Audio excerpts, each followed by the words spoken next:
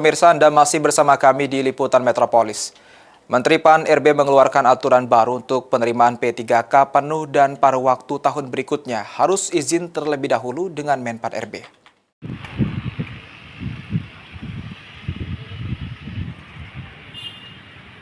Pemerintah Kabupaten Muara Enim mempersiapkan pelantikan pegawai pemerintah dengan perjanjian kerja P3K yang berhasil lolos.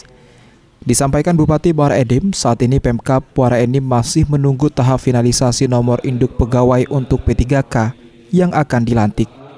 Namun ada aturan lanjutan dari Menteri Pan-RB bagi pemerintah daerah yang membuka penerimaan P3K penuh dan P3K paruh waktu harus izin terlebih dahulu dengan Men-Pan-RB. Apalagi saat ini belum ada kepastian dari pemerintah pusat untuk memberikan bantuan terkait bantuan pembayaran gaji, terutama untuk P3K penuh. Pembukaan P3K baik penuh waktu maupun harus mendapat izin dari Men-Pan-RB terlebih dahulu. Artinya nanti kalau sampai hari ini belum ada perubahan kebijakan, ini masih ditanggung oleh daerah. Jadi tergantung daerah. Jika daerah yang sanggup untuk menambah, ya silakan.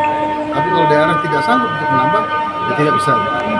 Karena sampai hari ini belum ada perubahan kebijakan di mana pemerintah pusat apakah akan memberikan bantuan melalui DAU untuk pembayaran gaji P3K terutama P3K. Saat terakhir pemerintah Kabupaten Muara Enim masih mampu untuk membayar gaji bagi P3K penuh, terutama untuk P3K teknis yang dibutuhkan OPD seperti tenaga pengajar dan pegawai teknis lainnya. Mardiansyah, PAL TV.